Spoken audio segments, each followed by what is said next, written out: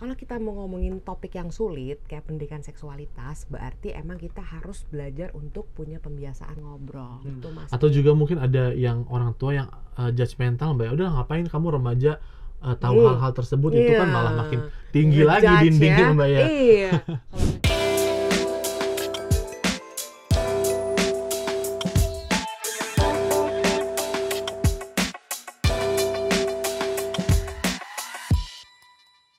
Halo teman-teman remaja, ketemu lagi di seri podcast Rutgers, Ruang Temu Generasi Sehat Indonesia. Dan kemarin kita sudah banyak membahas terkait kenapa sih remaja sulit banget ngebahas seksualitas. Lalu apa saja yang orang tua dapat jelaskan gitu ya kepada remaja terkait dengan seksualitas dan juga seks dan juga kesehatan reproduksi.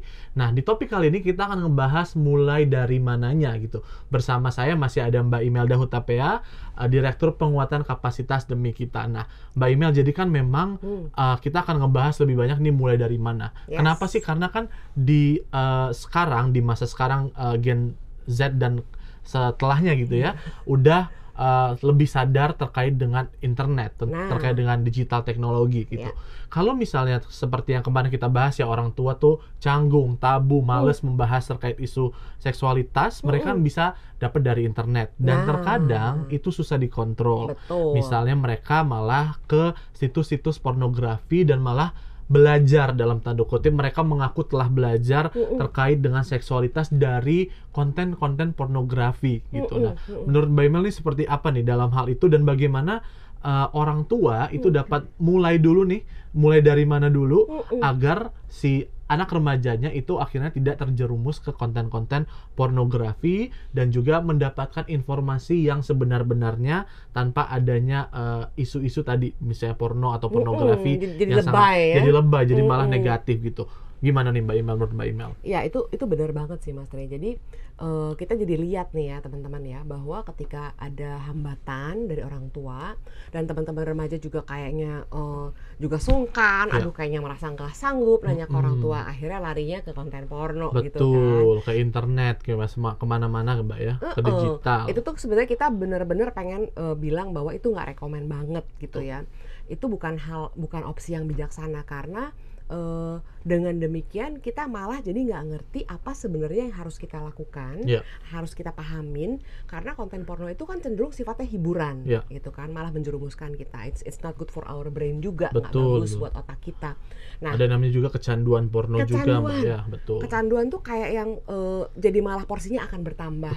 Betul. Jadi udah jelas menonton konten porno itu bukan cara untuk belajar tentang pendidikan seksualitas. Betul. Yuk kita beranikan diri untuk bertanya kepada orang tua. Nah, kalau ditanya kita mulai dari mana nih? Nah, aku nih pengen kasih PR kepada orang tua. Kepada orang tua sebelum menonton. Ya.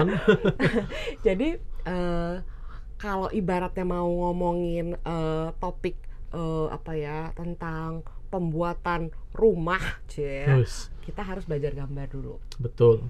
Kalau kita mau ngomongin topik yang sulit kayak pendidikan seksualitas, berarti emang kita harus belajar untuk punya pembiasaan ngobrol.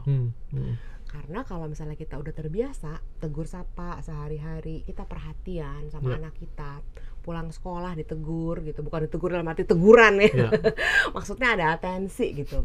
Itu akan membuat anak-anak tuh jadi punya benang merah, ada bahan obrolan. Jadi nyali dia untuk nanya hal-hal yang lain yang lebih sulit, lebih menantang, itu dia bisa, karena kan emang udah ada historinya ngobrol ya, terbiasa. Nah, dari segi orang tua memang harus punya kayak, kita udah paksain deh harus ada pembicaraan setiap hari. Nah, yang kedua adalah mari kita sama-sama tuh ngerti atau mulai menyelami pola pikir inisiator. Gimana tuh Mbak? Pola pikir inisiator. Pola pikir inisiator ya. Orang tua tuh kan sebagai sosok yang lebih berpengalaman ya. Jadi memang kita akan menyerahkan tongkat kepemimpinan bicara itu untuk orang tua yang mulai duluan.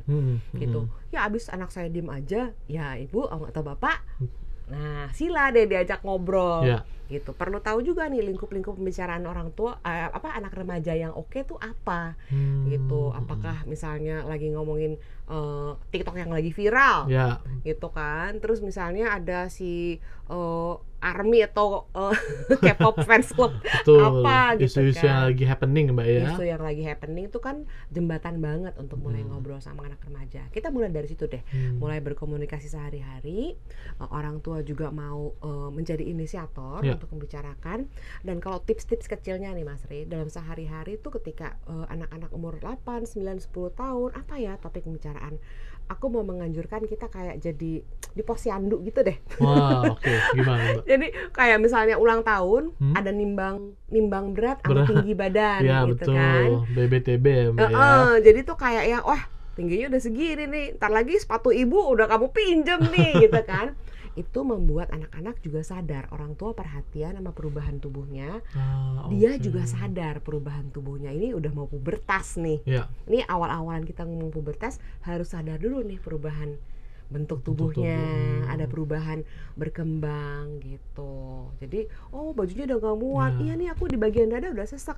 Kamu udah nyaman, masih nyaman gak? Gitu. Apa kita perlu cari mini set? Nah, kan masuklah kan, masuk Bu Imel. Masuk boleh. Tapi remaja juga boleh kan Mbak ya? Maksudnya mulai duluan nih. Kalau misalnya orang tuanya mungkin belum mau memulai gitu ya, gimana Mbak? Bisa nggak ya? Tapi remajanya? Bisa banget.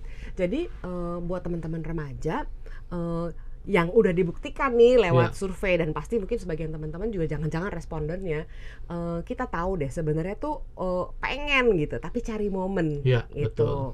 Jadi asal jangan bapak ibu pulang kerja langsung disamperin, disergap, lalu ditangkap gitu ya.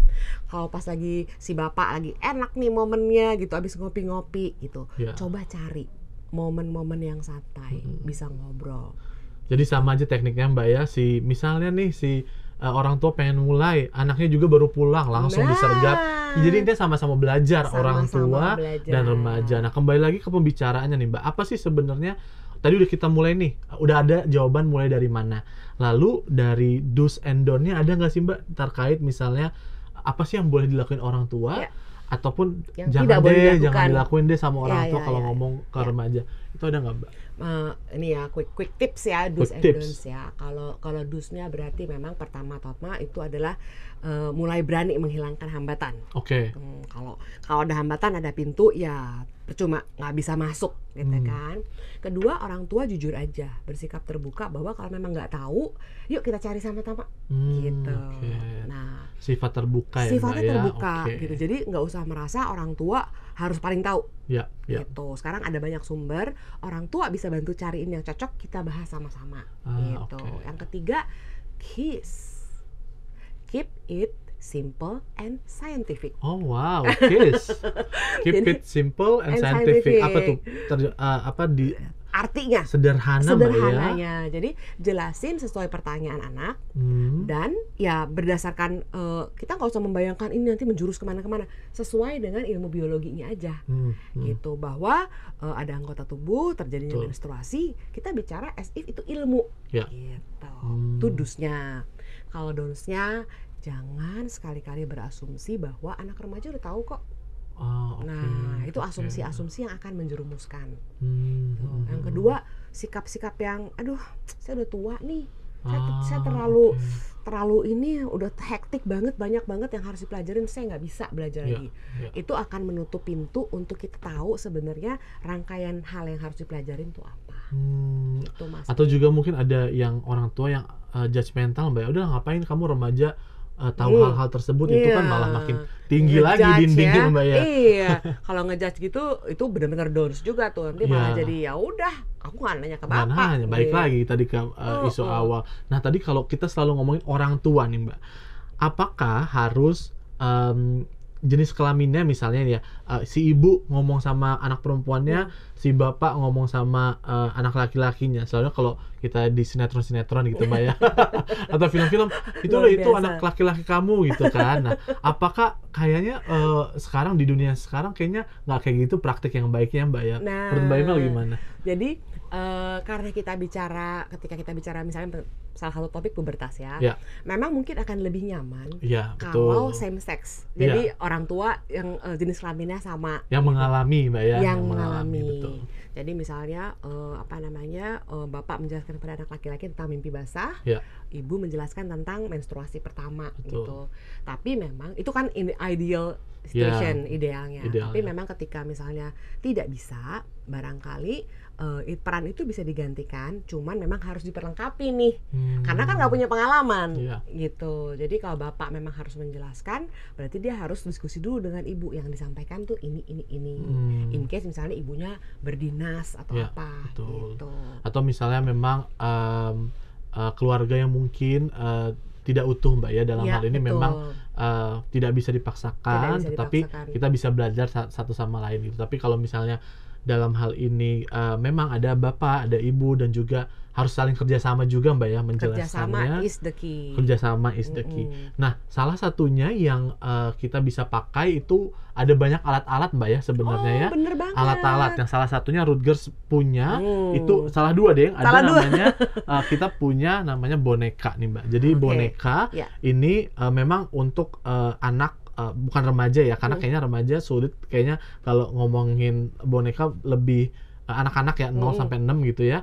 Ini untuk belajar tentang misalnya sentuhan boleh, sentuhan tidak boleh gitu ya. Atau juga kita punya Celemek Cash Pro nih Mbak namanya. Jadi tadi kata Mbak Imel menjelaskan, aduh kayaknya sulit nih kalau misalnya si ibu nggak punya gambaran yang mana sih uterus, yang mana sih